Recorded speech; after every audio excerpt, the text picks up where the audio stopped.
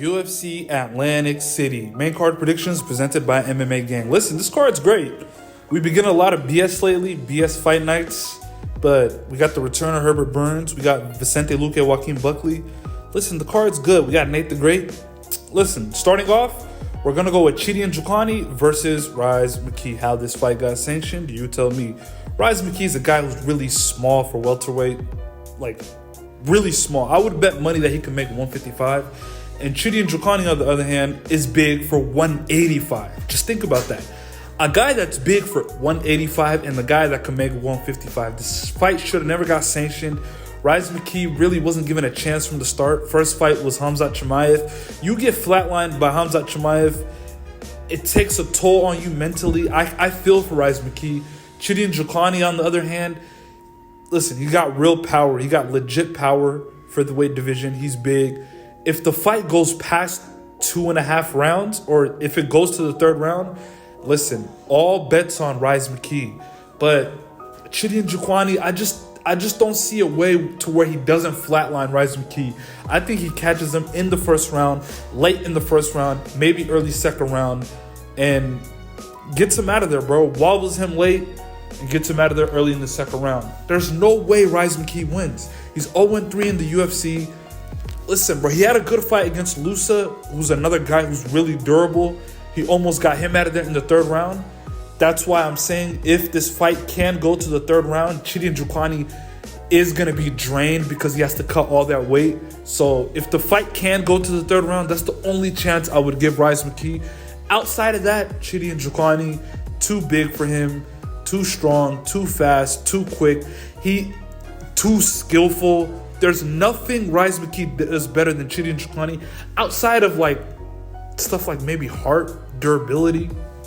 And that's not stuff you can really count early on. But like I said, if it goes to the third round, give me Rhys Mckee. But main prediction, Chidi and Njokuani, second round, early KO. Moving on. We have Bill Algeo versus Kyle Nelson. Listen, Kyle Nelson is a guy that I've faded so many countless times.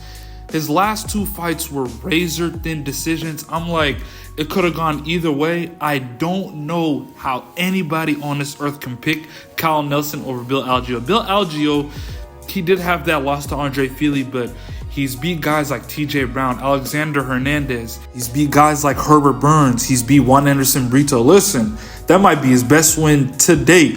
Juan Anderson Brito beat Andre Fili. He beat Diego Lopez. People forget that fight. It was Diego Lopez's debut in the UFC. The guy we're pumping up to be the 145 superstar.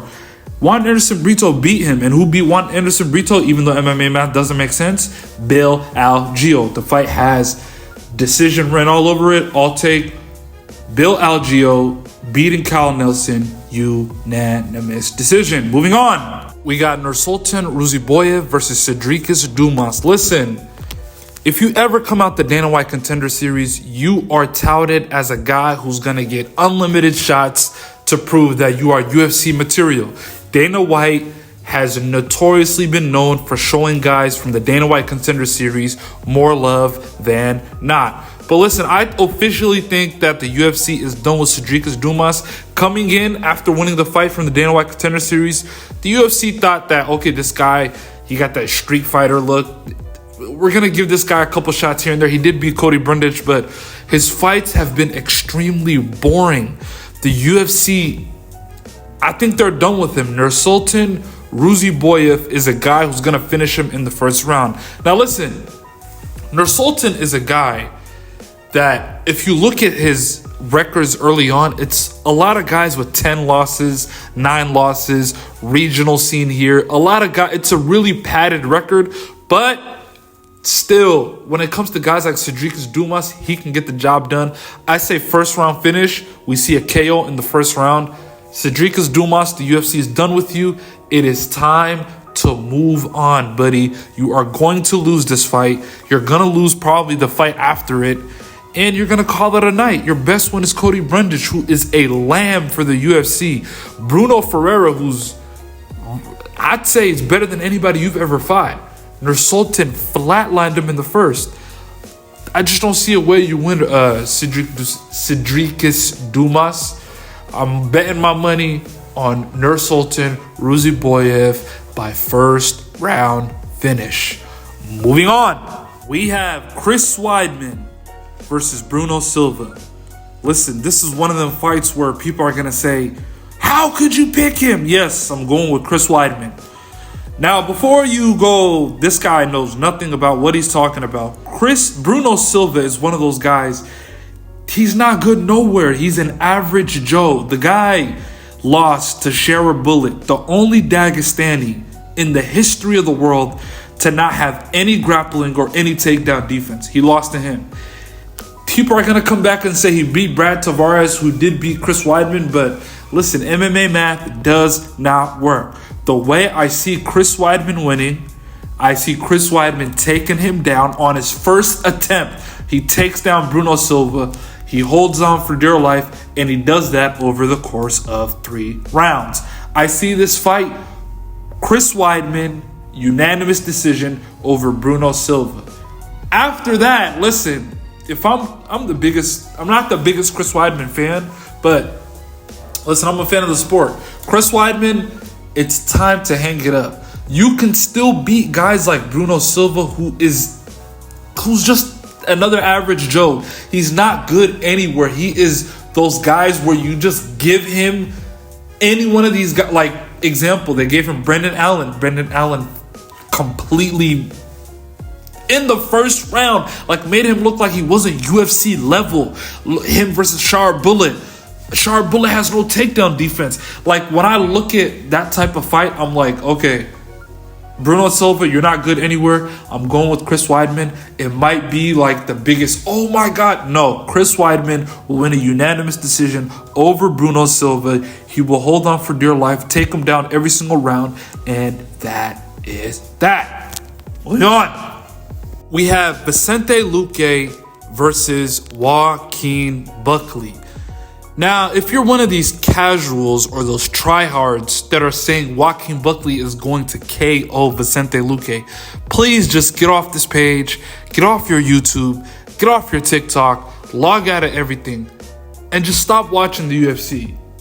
There's no way Joaquin Buckley beats Vicente Luque. Now, this is MMA. Anything is possible. Anything can happen.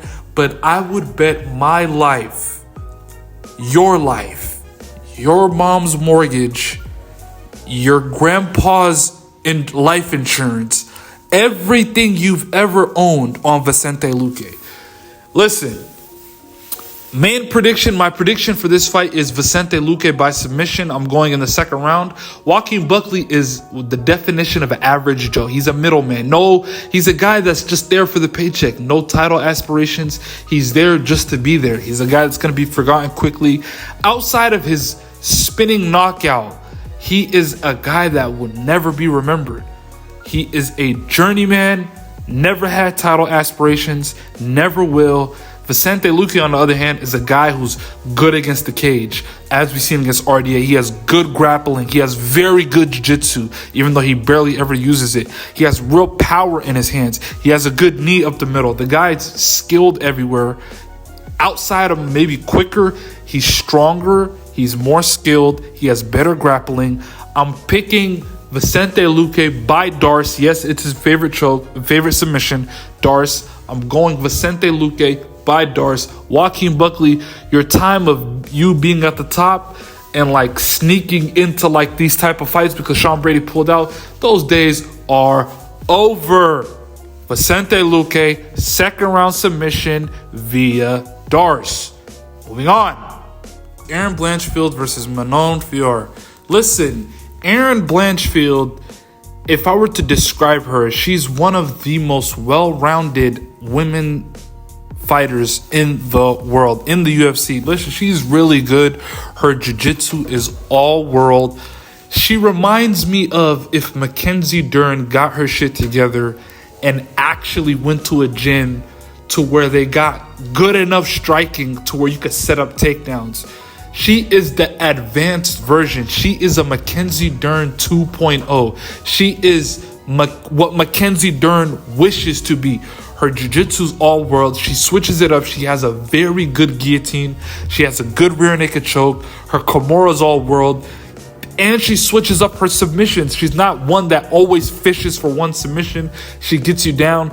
She takes what's there. You give your hand, she'll get the arm bar. You give your back, she's going for the rear naked choke. She is very well-rounded.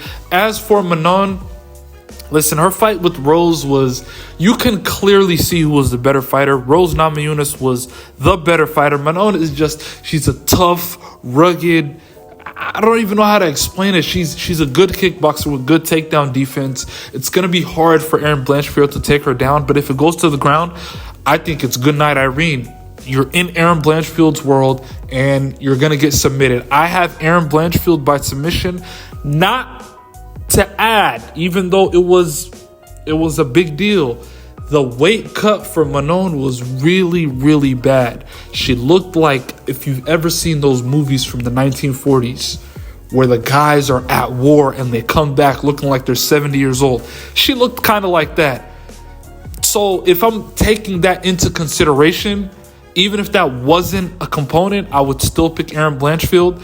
But I have to take it kind of into consideration. Either way, I'm taking Erin Blanchfield by submission.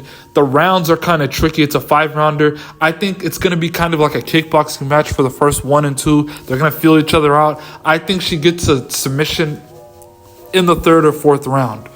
If I had to pick, this is a tough one. I'll say 4th round, 100%. 4th round, Erin Blanchfield, submission. The way she's going to do it, she's going to have her against the cage. She's going to find a way to take her down. One of those trips she does well. It might be just an inside trip, and she takes her to the ground. And I say Manon tries to get back up, gives up her back on the process of doing that, and we see a rear naked choke. Erin Blanchfield is going to be champion in this weight class, and that is that. Like and share. It's your boy MMA Gang, and like I always say, man, that is that.